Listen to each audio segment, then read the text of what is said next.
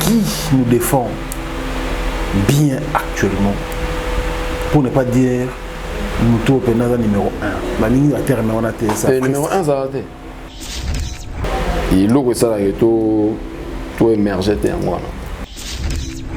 Mais bien le Bozakuna, sur la joué par exemple, qui a Zaiko Langa, je crois 8 mois. Tout le monde a fallu pour Payakuna, Beta, même une grande salle. C'était les 5, bien affilé.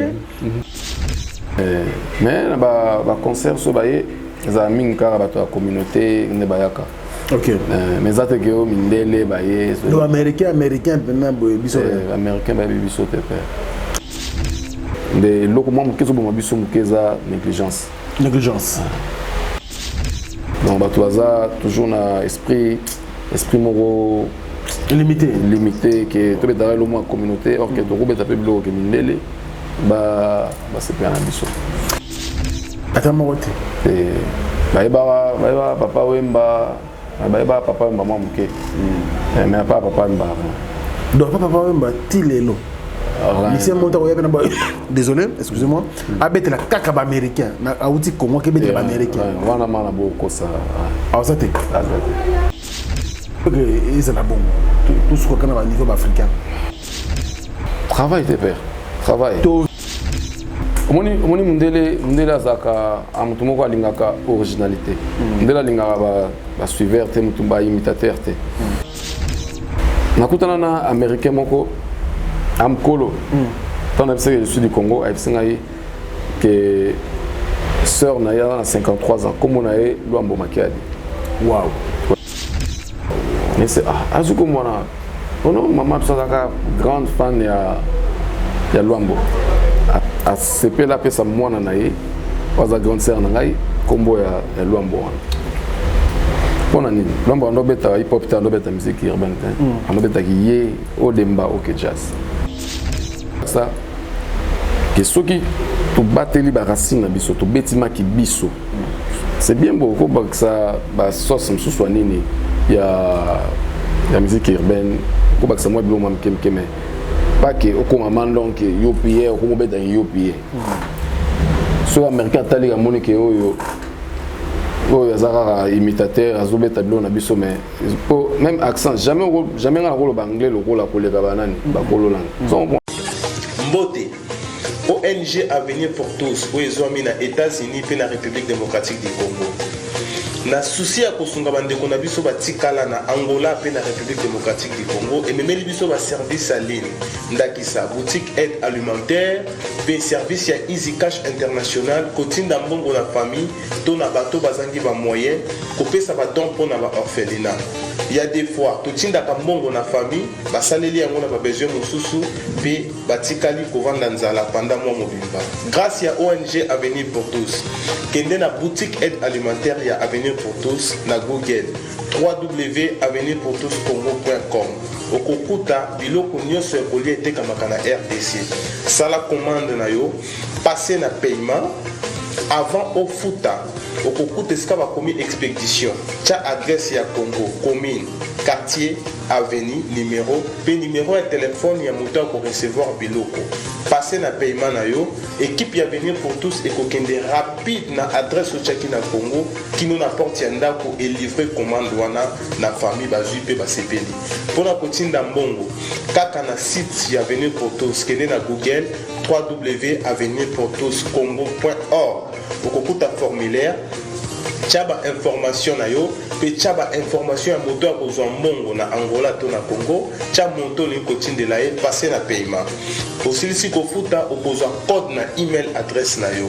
pe sande kwa ke ne ko récupérer na Angola akozwa yango na Ojawenda na Casa Dubai akozwa yango na Mabor akozwa yango na Kalemba de pe bisika ebele na Angola na RDC ako récupérer mbongo na ye na Lemba Super en face à Food Market na Victoire na marché de la Liberté na Njili quartier 12 toza na Matadi toza pe na Kimpese toza na Kasangulu toza na Bomba toza bisika ebele pour plus d'informations benga biso tozali en ligne 24h/24 na ba numéro na biso oyo okozwa biso na WhatsApp +1 859 888 45 43. Benga biso à tout moment tokoyamba yo tokoassister yo pour que osala commande na yo to otinda mbongo na Angola to na RDC na pete nyonso. Avenir pour tous, solution ya mabota na biso. Bana King, Bana Dar es Salaam, Bana Poto, Bana Mokili Mobimba, CTF Moko, Afrique Info avec Frank Stemai, Yandankala, Twende X-Bass, Marandura, Frank Stemai. Bon début de semaine à chacun et à tous. Bonjour et bienvenue sur Afrique Info, c'est l'info de l'internaute. Grand merci également à tous les amis de Frank Stemai éparpillés à travers le monde. Nous sommes très heureux de vous avoir nombreux, branchés à ces instants sur bien sûr nos programmes. Voilà, aujourd'hui nous avons le réel plaisir de recevoir un artiste qui nous vient de très très loin, mais c'est un Congolais qui fait de la bonne musique.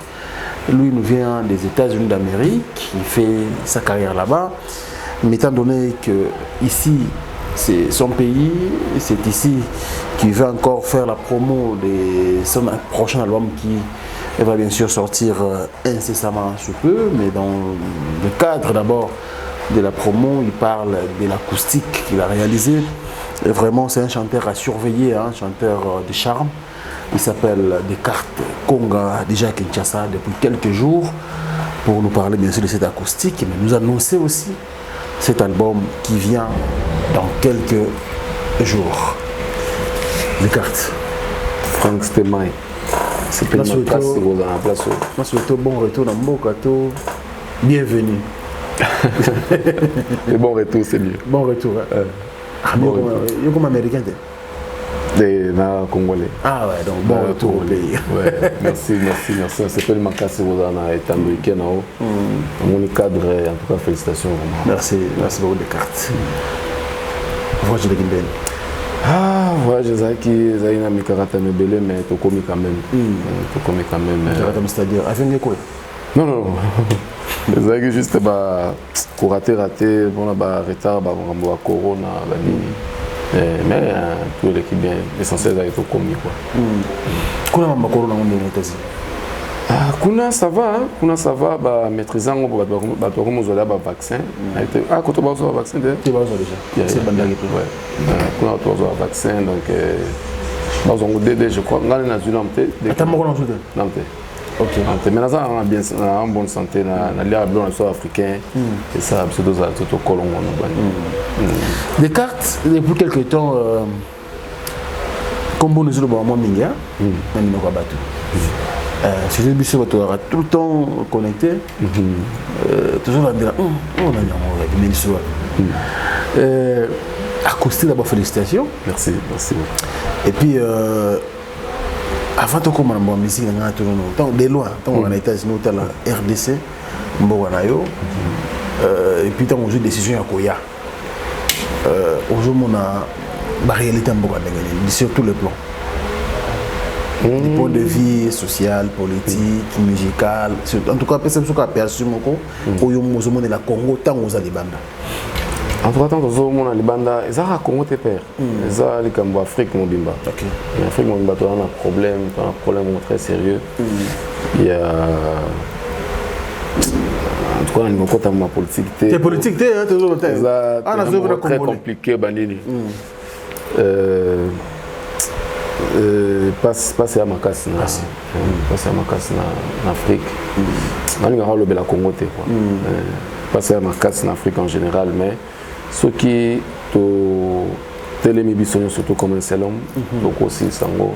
Donc on encourage Noko, Bayaya, ils ont travaillé. Ceux qui ont une simbité, au plateau, au Baloli Mabele et Simba. Et Simba Nango. Mais les abiloko il faut tant que nous avons voté tout ça pour m'amener surtout les autres Simon na gouvernement quoi. Ceux qui gouvernement a s'occuper de mambo social et ça là que mambo les kamalam. Très bien. Musicalement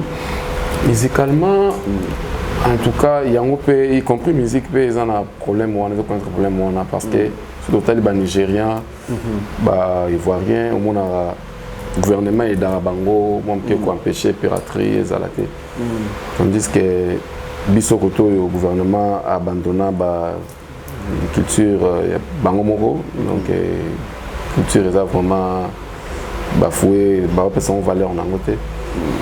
Et ceux qui paient attention à toi, ils ont moins bien. Il y a une musique qui ont souffert, la musique urbaine, pour qu'ils aient moyen de se vendre ailleurs. Donc, la musique n'a pas comme l'image comme ternie, quoi. Comme vraiment ternie. Et il y a une mission la musique n'a pas pour valoriser et puis assurer. Excusez-moi, pour assurer bonne continuité à bonne musique que la prédécesseur on a biso la tique la biso quoi. Encore raison. Mais musique ça va un peu, ils ont noko bazo bunda mais ba bunda ce qu'on a musique na biso souté. Comment utiliser le logo libanda. Poétique kabango. Voilà, poétique kabango. Comme un businessman. Très bien, belle analyse, parce que bien une analyse trop. Belle analyse concernant surtout la musique, mais déjà tant que la bande noko ba déjà bongo, yo mtu za libanda déjà. Pour ba la musique pour être kabango libanda. Voilà. Yo za déjà libanda. Comment se fait-il? Notre bête le soleil acoustique tout à l'heure. Ozozonga ndena kati. C'est-à-dire qu'aujourd'hui, au sein de la Popuri, aujourd'hui, Bogis Bompé, Madame, je l'aime beaucoup, tout à l'heure. Nous avons le roi de l'Alliance, une très belle chanson. Ronan Bernaye. Bien sûr. Après l'émission, on a personne numéro 1. Quand on a bien gagné, Bossololi, il ça bien. On a dit que Bélé aujourd'hui, il y a un master, il y a une musique. Pourquoi on a raté la musique? Il y a des gens qui ont envie, mais je préfère qu'on ait la musique, on considérer le col comme image comme éternelle. Bon, au moins, nous avons les bandeliers, soit Congolais puis patriotes. Et Naroki jamais la charité bien ordonnée commence par soi-même. Il faut abandonner au yabiso et surtout dans le moment où ils ont un déclin et ils ont un moment où Naroki ko s'engager na beta musique ni surtout. Beta musique ni surtout. Sauf que moment où ils ont quoi nazo pour nous on dit tous en guerre quoi. Ils ont un moment où na simbi manduki pona kobunda pona rumba mais na beta ba style nyonso tout beta la style nyonso tout sauf que na moment oyo nanga no toyebi ke musique na biso soto bito kendela na style nyonso to beta wana oto kangelaka Autokangaka Afrique, le monde. En tout cas, et aussi pourquoi ce changement? Parce que quand la même musique, aujourd'hui, les solos, il y a un Seigneur là, il habite là 7 fois. Voilà. Même musique, on a Papa Wemba, Asalango, Feature Peter Gabriel. Même musique, on a Lombo Makadi, grand prêtre dans le monde. Les lots, on est salé que musique, on a Batba Stéphane en sauté. En tout cas, ce qui est le bango, n'est pas déranger, mais c'est la vérité. C'est ça, phénomène combattant. Ndé ebomi musique na biso. Ndé après ça pour la studio té. Non, oui musique qui tout un aspect studio, na aspect live, c'est une prestation scénique. Oui. La prestation scénique est ça très indispensable dans le business de la musique. OK. Il y a un ça là que mutu soki azwaki chance ya kotala on a TVT soit azwaki chance neza banzembo sali par exemple 35 nzembo et nzembo so mutu a découvert encore en live ndawo c'est bien nzembo moni nzembo ya kitoko akena ndako aluki chana ndo kanga et carence ya ba mission na live les salariés qui musique na biso et monokita. Donc vous allez me dire que musique absolument qui a passé à Banem combattant 2010 hein. Oui, 2019 de fin 2009 2010. Oui. Si les lots les musiques bando ko ya. Bande ko ya et bando ko tema ba businessman, ba timbeli, ba la musique urbaine. Alors, choix Oyo Salaki pour l'acoustique, Ndem de Kamusenga. Ils ont mis un préféré. Tout est banzembo, bamba betendo, c'est pas on reprendre en acoustique. En tout cas, Baza parmi mes musiciens préférés. Baza parmi mes musiciens préférés. Et Bezara Bangote. Et puis, Shona, ceux qui ont choisi Rebelle, encore 1000. Mais c'est impossible de jouer en acoustique. Danger. Il y a un moment de sélectionner, moi, vous savez combien sur 5? 5 musiciens. On a sélectionné qui Grand Prêtre Taboulay, Yuno Mabiala, Luciana, on a bêti 2, on a fait Nangai, na Bogis Montema. Bogis Montema, je suis Zaki Mingi, on a mélancolisme, pour un hasard, Bengangai. Chanteur mélancoliste, et puis Nazar, architecte de l'univers, il y a un mélancoliste. Donc, il y a des titres musiciens en tout cas. Donc, ça a une mélancolie, na chanya mutalikolo. Là, on a douceur. On a réparti avec air brisé. Il y a une bêta qui a une douceur. On a côte à ma basser dans le thème. On va lire l'utile et l'agréable. On va suivre bien sûr l'extrait. Parce que, il faut dire vrai, je dois être sincère. Nzembo a doléance. On a 2 jours. En tout cas, c'était vraiment ma chanson préférée. C'est une très belle chanson. Oui. Et c'était quoi l'objectif? Avant tout à l'heure, nous extrait acoustique. Objectif acoustique, on les a gagné pour les cartes. Ah, une très bonne question. Merci. Objectif acoustique, on les a gagné mingi pour se présenter au niveau public, surtout au Congo. Pour qu'on ailleurs, on voit déjà, moi, je suis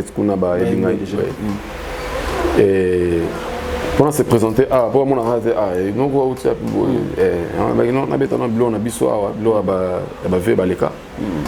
permettre bonjour, et ça y est, acoustique et ma mission de Evrana, Lola, Galor, Ono Kapanga, concert habité. Au Kobanana, on a Bilo, on a Moroté, Roi, Bangopé, guerre. Donc, on a Moroboé. Ça, on a habité avec votre permission à CG, sur le extrait à l'acoustique, on a Salangamoko.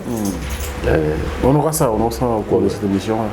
Les deux ça qui marquent pour que tout s'est présenté, Bamona et ton album est joué en juin. Toi, tu es en juin? Toi, tu es en juin, oui. Toi, tu es en juin. Ça se fait la rappel, non? Pourquoi ils sont en juin? Juin, il y a un désolé. Ce que tu te rappeler. Sauf imprévu. Merci. Ça, c'est très bien. Mais pour ça, merci beaucoup. Alors, on va aller l'été de l'agréable.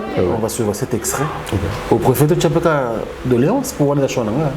Bon, nous chef power. Nous surtout problème. Avant de suivre encore une question. Ah, la question c'est belle, André. Tu n'as pas de banzembo, on a voulu banzembo là-bas. Non, tout n'a été. Qui a quelqu'un? Qui a inquiété Ezarabongo. Ezarabongo. Oui, c'est déjà moi au botier abîmé na miso bato comme moi na bato nyonso tout. So qui na zuya ngona habité za moi na ngai na côté na ndako na moi na ngai wana ndemabe. Et on moni to mentionner qui wana cover. Donc cover za Olobani na français cover. Balobani en français cover. Donc ça voilà reprise, voilà, ou remix. Donc ça nous mais cover malgré la personnalisation en tant que artiste, on a changé la mélodie, si vous remarquez, on a changé la mélodie. Na kamikaze coup on a ba maloba na ngamoko ba vocal na ngamoko. Mais là quand même na respect na bango na cover. Très bien, je sais que les gens sont impatients de suivre bien sûr cet extrait de l'acoustique de notre artiste Descartes Konga. C'est vraiment un artiste à surveiller comme je vous l'ai dit au début.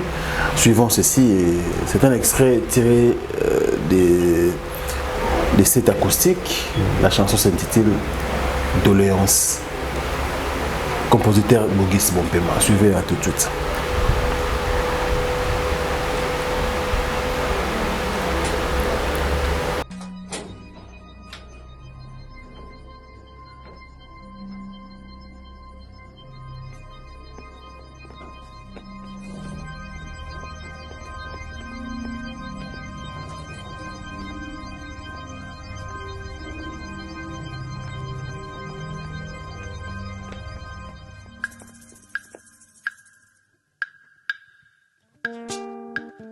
l'architecte de l'univers mélancolique de Carter Konga, Yoka. Bato ezali ba avion mpe bafise ba voiture telefone internet fax nasoluka koyebesi kozali mponga molimo evanda na kimia Go Serge. bafami bangai mpe na bafami bayo bazondima te yo moto osali boye omesenisaki nga tous les jours peneno nini nazali babandone nga lioni Kidi Mutombo ya Munguya. nakoma koyengayenga mpo nakoluka yo ata na bando tomonanaka susu te ata bapimi ngai yo c'est déjà trop tard nasi nasitukaki na bolingo na yo leoni ekoma kronike na nzoto ata bachange makila bachange motema te ndenge nini nakosala mpo na bosana oyo tia baprince na yo na memoire na ngai esika tu nakokende naza komona yo Juma Kiadi, Gerbolo Mpufu, Serve Kwete. prison souci mpo na bima kozo présence na yo à 12 semaines no eza rafraîchissant losambo ngina sambe lozongelanga olingo vraiment eyebi okitisa moto nakomi explike bato nakoki explike te bakomi okimanga doléance eleki yokata mawa edika buya zolela Joseph Stoicisme. yo moto bota mokonzi londi makumu Taylor Ngoma. oya kupelanga na masumu lelo ndimi okoma cause de chute na ngai moko na ndako malili elati ngai opesanga distance ya etola mesoni eske okoya pote natia elikya otika ngai te noki na miboma yokata mawa papa sheri azolela Nzulu Zito. basi nyonso nzambe asala na mokili olingo pesange bongola bango mibali yo moto otikala mwasi na mokili profesi ebima bana yo makwela pourkui lelo okoma tante sheri Camille Kobe.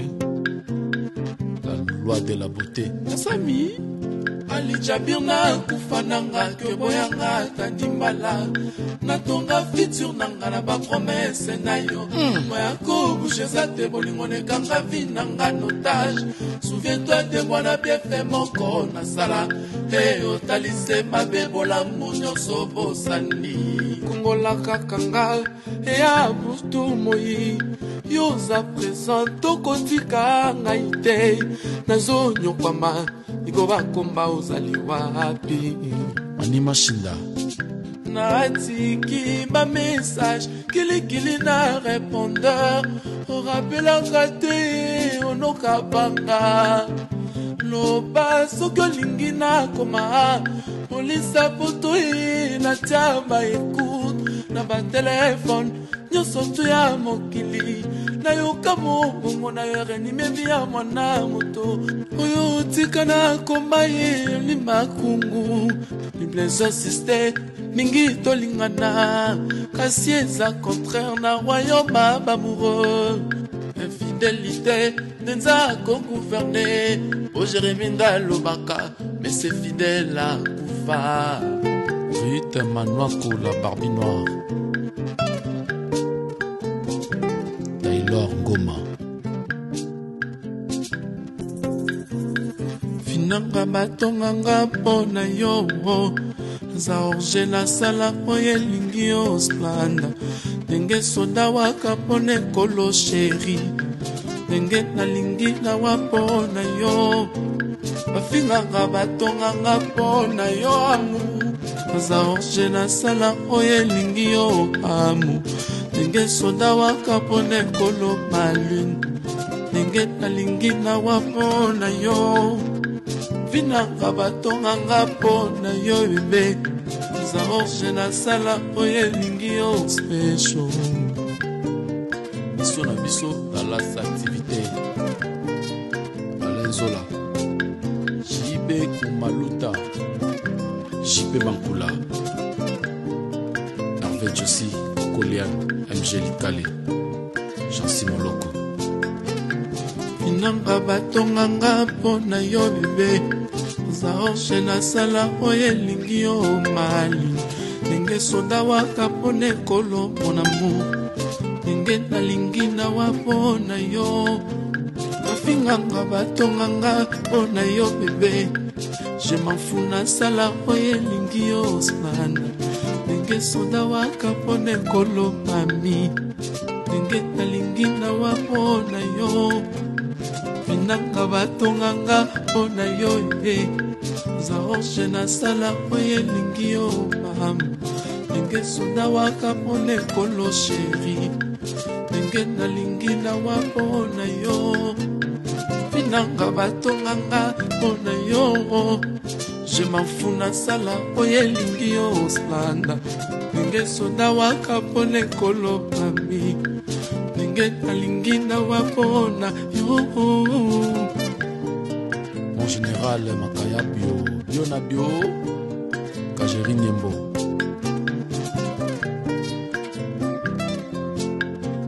bafinganga batonganga po na yo amour naza orge nasala oyo elingi yo splanda ndenge soda waka pone kolo bebe ndenge nalingi na wapo na yo finanga batonganga po na yo je m'en fous nasala oyo elingi yo jeri ndenge soda waka pone kolo sheri ndenge nalingi na wapo na yo Terre verte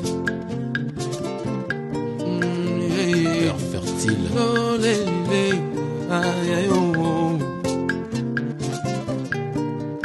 Yves Katanabo ingénieur Congo na maboko na yo Marie Mondele exotique grill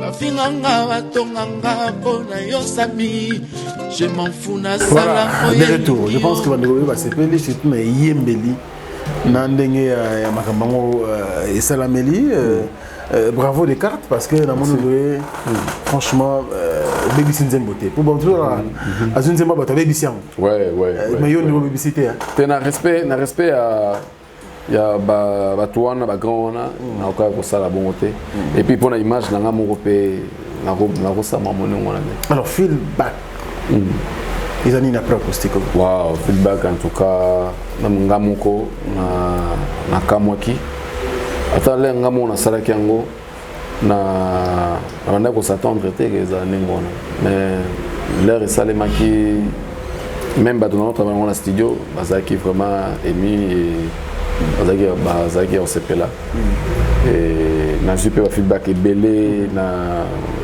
France, Belgique, Afrique du Sud et surtout na Est, Tanzanie. On a une Tanzanie na juin awa. Ok. Ouais. Ah, on est juin. Juin moi yango ezo kina aussi. Tout le monde le sait, ils ont poussé na. Il a même comprendre tellement pesa ezani ni. Eza ko lipambo les ko cadeau anniversaire na ngai. Le beza anniversaire na ngai. Ok. Ana juin awa. Ah ouais. Bon, le 6 juin. Ah mais c'était hier non? C'était hier. Ah bon anniversaire. Ah merci. Ah mais champagne pour na côté. Fanaï ba avant c'était juste ma mère. Les CG aux hommes va te longo ba. Ah ouais. On a CG Yves Katanabo. OK. Donc en tout cas feedback ya kito. Feedback ya kito makasi bato basepeli nango. Et ça lui fait que nazwa banini ba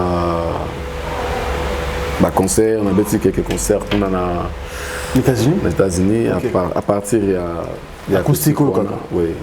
Et même na retour na ngai le 2 juillet naza na concert msusu na state moka kuna nini à partir de acoustique on a fungoli vraiment ma solo quoi fungoli vraiment jeu Et ça, vraiment que les concerts, comme Goya, les contrats, tout ça. Et on peut aussi courage qui est sur le terrain, qui va faire solo retour. Mais depuis tout ce temps, parce que même aux alarmes, c'est pas qu'aujourd'hui, on a des musiques, ça fait longtemps. Oui, oui. D'ailleurs, aux musiciens, aux musiciens, un nouveau venu dans le monde. Pendant que il y a qu'un en musique. Pourquoi laisser beaucoup de temps comme ça avant la décision pour se connecter dans le public?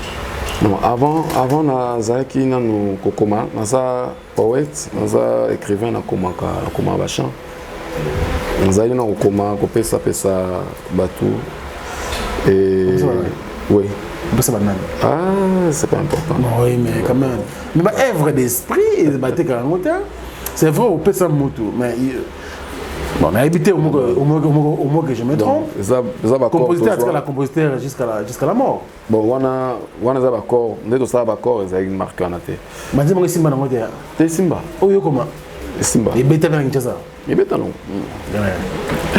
C'est Simba, mais lobby. Non, na zo sepelate ko zwa ko tirer gloire na biloko les cas déjà kala na lingi mimi to za kilelo.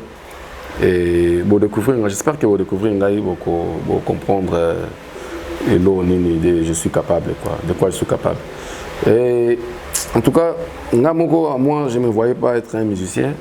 La bandaki ko vrai en coulisses solo même avant de quitter Mboka.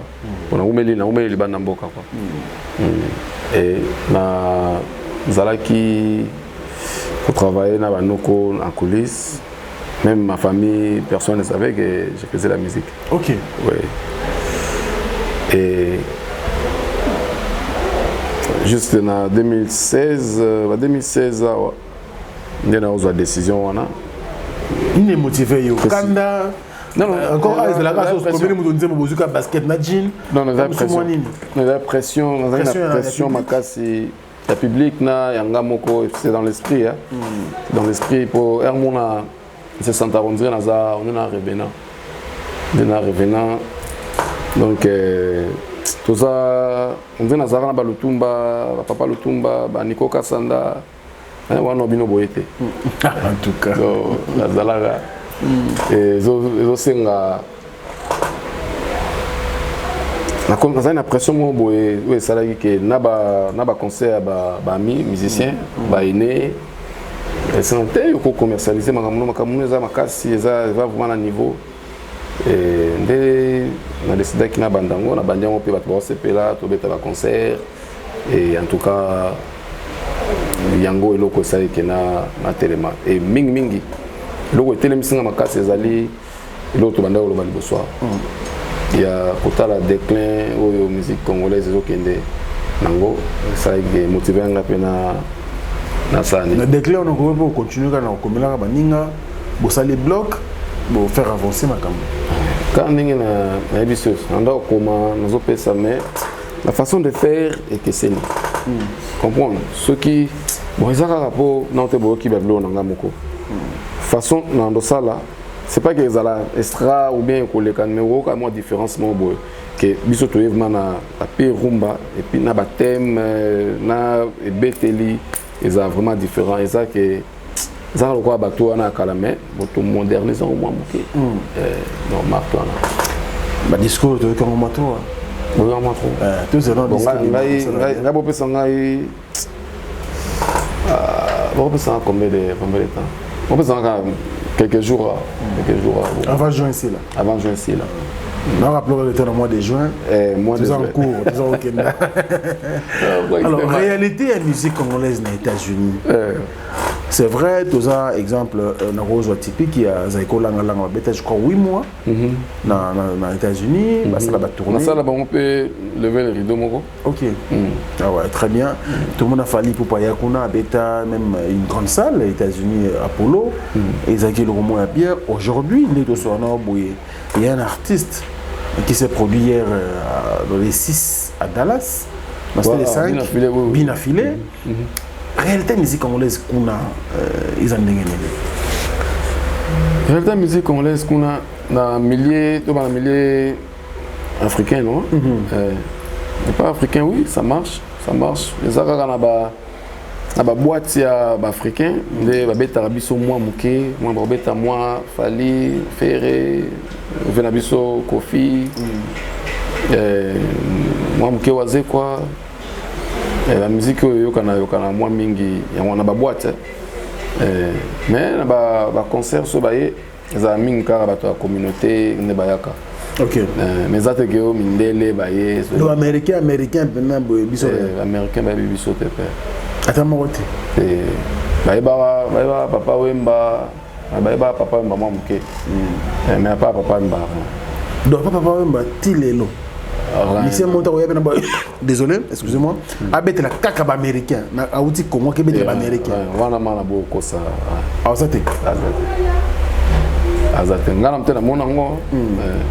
Mona mteza kaka ezara bande wana biso. Attends les solo pour kana mpeke. Rien. Qu'est-ce qui fait que ils sont bon? Tout ce qu'on a au niveau africain. Travail tes pères. Travail. Tout style la musique na biso zo plaire bango na monter jusque là. Omoni mundele azaka amutumoko alingaka originalité. Mundele alingaka ba suiveur te mutumba imitateur te. Nakutana na américain moko amkolo. Tant que je suis du Congo, je que sœur Naya a 53 ans, comme on a eu Luambo Makiadi. Waouh. Ouais. À moi, s'il vous plaît. Waouh. Mais c'est Azuko Mona. Oh non, maman, tu es grande fan de Luambo. À CP la paix, ça moi, Nanaï. Pas à grande sœur Nanaï, combo ya Luambo. On a dit, l'homme a un hip-hop, on a une musique urbaine, on a un au demba, au jazz. Mais on a qui séduite, la musique on a donc quelque part, il y a ça. Que ceux qui tu battent les racines, tu bâtiments qui biso. C'est bien beau que ça, sauce me soit nini. Il y a la musique urbaine, que ça moi bien moi mais pas que au moment donc yopié, au moment ben yopié. Sur l'américain, tu as les Monique Oyo, Yazara imitateur, Azobé Tableau, Nabiso, mais même accent, jamais un rôle anglais, le rôle à Polé Gabanani, Bakolo Lang. C'est un point. Donc, il loue ça, tout émergé en moi. Mais bien, vous avez par exemple, un grand maestro, Ono Kapanga. Azu Batuko la des très bons chanteurs. Bozé Belé, Bachel Ampote aujourd'hui. Je vois un grand prêtre Ngoma Lokito. Ils sont des grands prêtres aux États-Unis.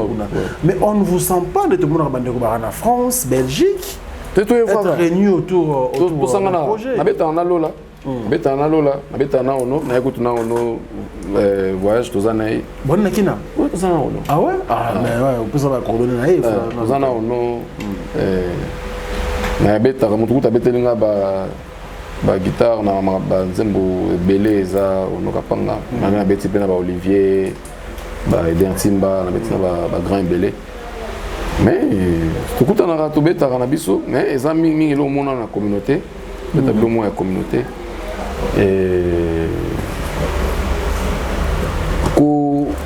ça la commenter le mot tout en a mindele et ça le mot photos en a volonté tous en a volonté on a que pour mise sur comment on va travailler ah ça boy tu connais kaïté tu na lia na musique OK et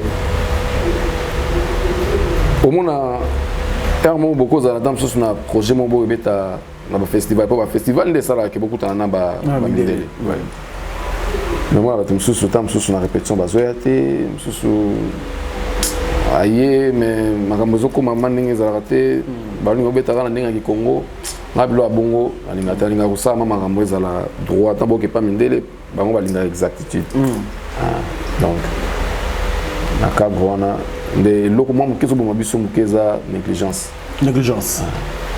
c'est la même en Europe, n'a habité, mais même en Europe, on peut avoir le même problème.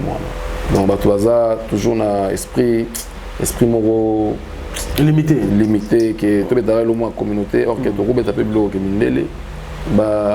c'est bien ambition. Mboso lo ba obuge ba mission le ba tala biso ba toze la iba bisa ye beta mindele babina non na lobite que non ça bon ngai ngala no beta mindele ba no bina les cartes ngala no beta mindele ba no bina po ba style na ngai ba style na no beta za rumba wana no sala de sorte ya balombo makiadi on sala de sorte que mindele ba se pe no ndenge no mona balombo beta concert bo mindele ba tondi donc originalité de tout vendre langue et bambolo bo ya très grave hein. Et ça grave, c'est mission. C'est mission qu'on a eu moi. Mission batindi ngai na osala yango. Bana batindi.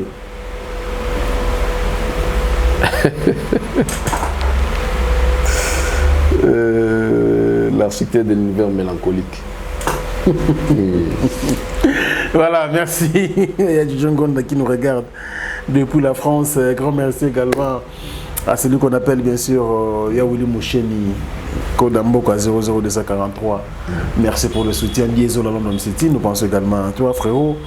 Maman Dali Gazola, je n'oublierai jamais. Pourquoi pas Spero Sol, monsieur le président. Et à Magisel Matota, nous pensons également à vous.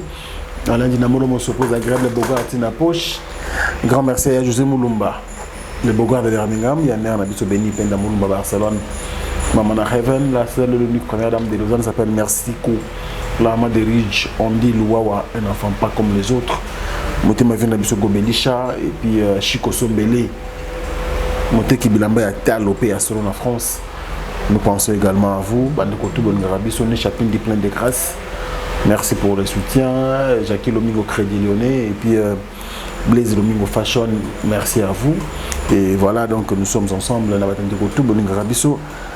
Boatelma et Belé ici à Kinshasa, nous pensons bien sûr à M. John Mongi, le coordinateur adjoint du parti politique Ensemble pour la République.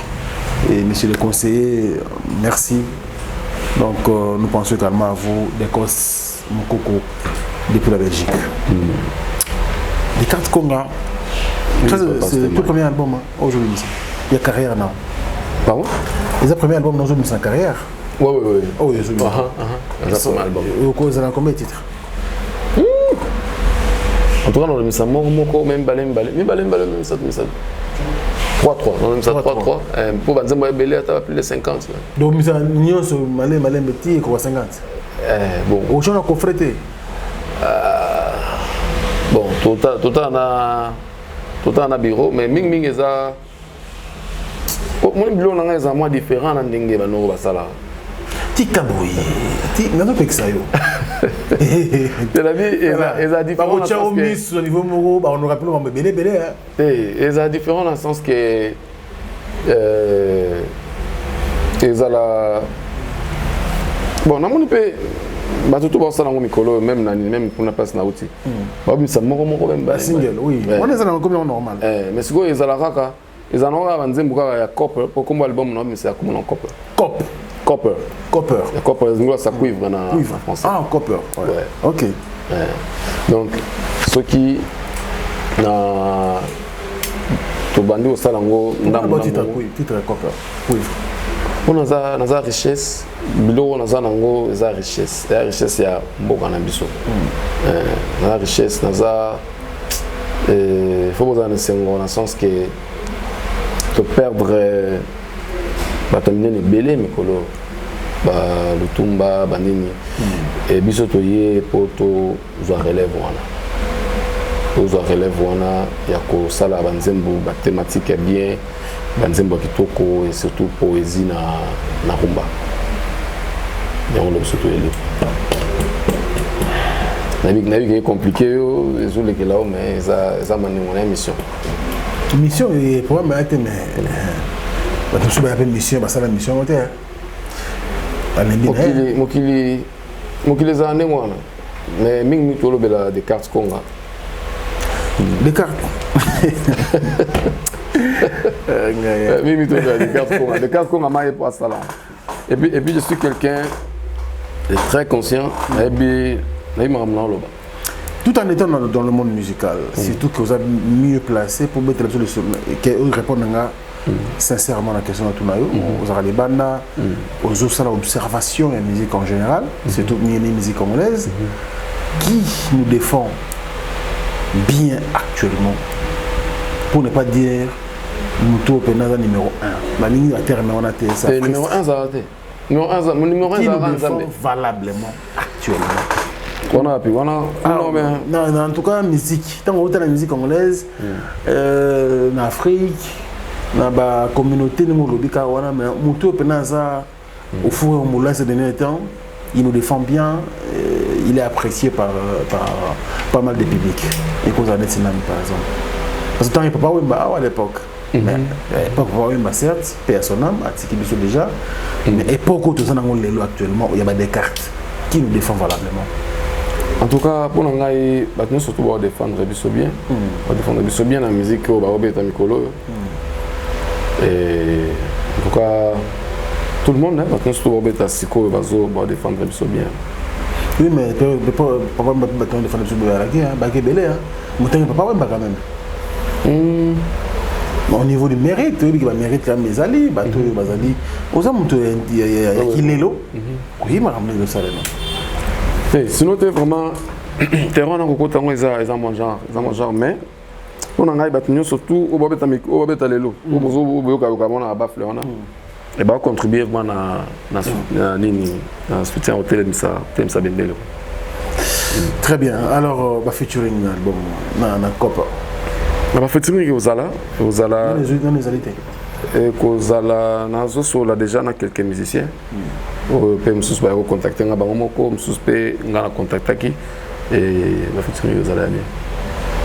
Nitinan pas ça. Aux hommes on a déjà favori. Non, je préfère ma terre en haut. Mais c'est est-ce qu'il faut dévoiler? C'est je t'aime dans ce là ouais. Bon, malgré la chef mais il faut l'anda bureau. Très bien, merci. Comme il a dit là, donc ça déjà Banzembo Belé et avant même toujours acoustique OMB Babogis. Ayemba déjà Banzembo Naemoko personnel, je crois on va découvrir cela tout à l'heure. À quelques minutes, 2 minutes, Maël Sadik, si tu peux nous aider pour ça, on regarde et puis on va retourner au plateau pour terminer carrément cette émission. Suivons là tout de suite.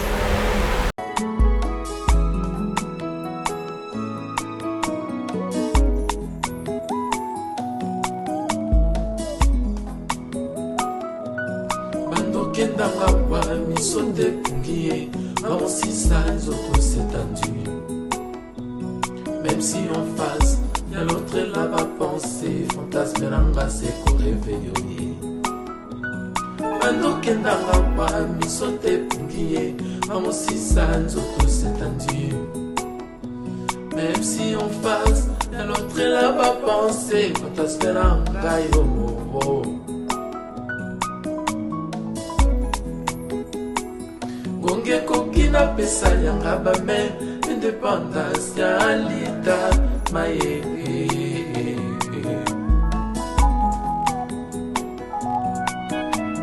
minde renga yona sili ma décision na kolanda kaigyo bonde bote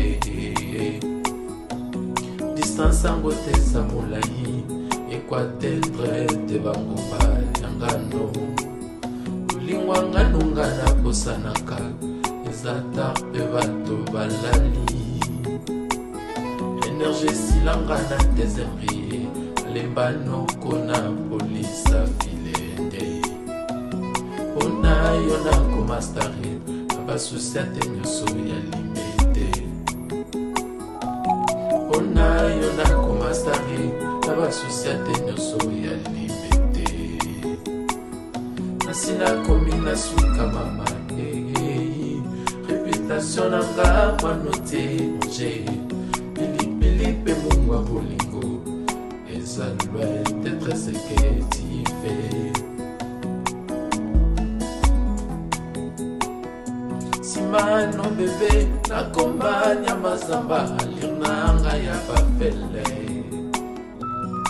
Pedo nave pardonner nga na zonga L'effectif a humanisme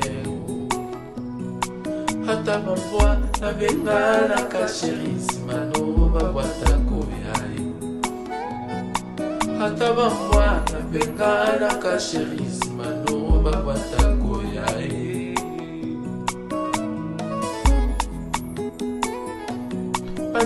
nanga Splendide konga soto na ngai ekomase kokonda Banduki ndanga anakoma lungandi très rigoureux avec baneve banyese.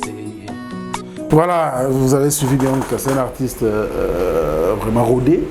Et il sait ce qu'il fait, voilà, surveillons-le. Et tout c'est l'album Naï Copper. On va découvrir des bonnes choses qui sont dedans. Et puis ici à Kinshasa, il y a des artistes.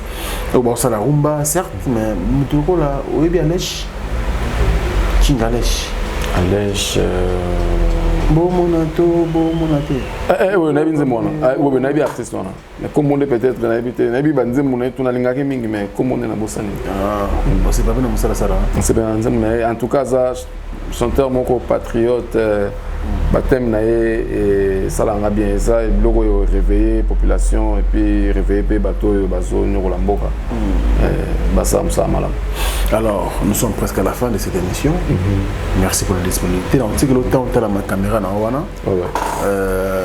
Nous allons commencer par les artistes et musiciens dans l'ensemble.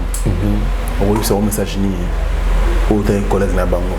Les caméras avant de sortir l'album là. L'artiste et musicien. Ah, on a comme si on avait donné des leçons. Non, on a vu pas on a vu message. Où tu as mis maintenant? Bon, la lingi binomingi. Là, on a bino des cartes Conga.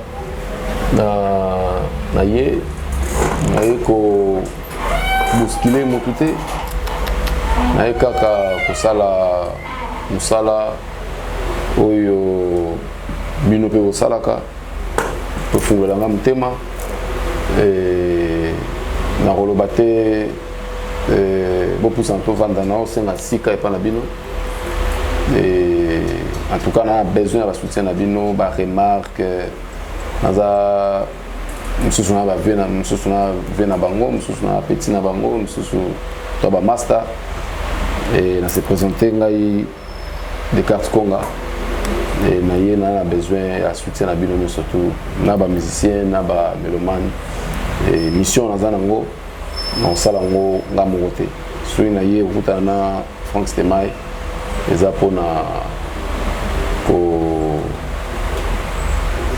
kozwa soutien na bino comme ça message et pas na bino pour que ensemble tout tombola sur musique na biso ya Congo za mission au nazui mais na sala nga monter ça mon bino faut vraiment tozongela sur place wana musique congolaise ezonga na place nango quoi non za message na kopé ça.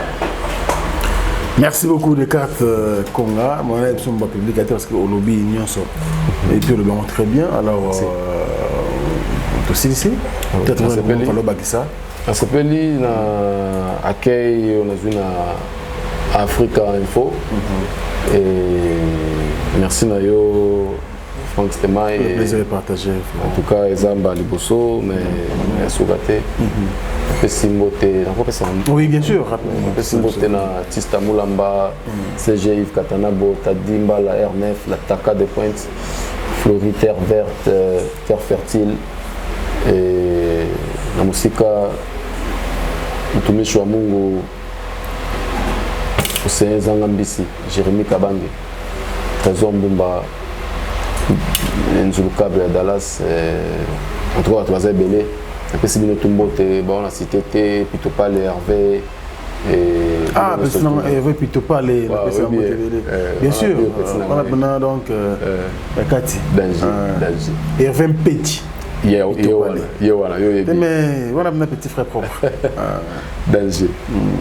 Donc, on a fait une beauté dans Belé, Nelly, Josie, Courage, Yaya, et au Simba. Les Indiens ont surtout courage. En tout cas, je suis de cœur avec toi et courage quoi. On a passé toute une beauté, on a passé au Nokapanga, beauté passe à Zali, et aux années awa. Et en tout cas, on a su qu'un bateau à l'égué belé. Vraiment. Voilà, c'était donc votre artiste des cartes Conga, les mélancoliques. L'architecte de l'univers mélancolique, les revenants. L'architecte de l'univers mélancolique, le revenant. Les revenants. Comme Moulaï, nous avons poussé. Bon, c'est l'architecte de l'univers mélancolique. Revenez à Combo Moussous. Merci beaucoup, c'était votre artiste Descartes Konga qui donc fait sa carrière aux États-Unis d'Amérique, mais c'est un Congolais, donc il peut œuvrer partout où il veut. Ils en ont Kinshasa, ils en ont Kisangani, ils en ont Katanga, partout où il veut, il peut travailler parce que c'est un Congolais. Et je pense que tous l'album là, ils ont cover, donc Copper, donc en français là ici cuivre. Et que ça la biso bien, on a biso à cuivre c'est belé. Donc il basso cuivre on peut dans 4 albums, on est que ça la biso très bien.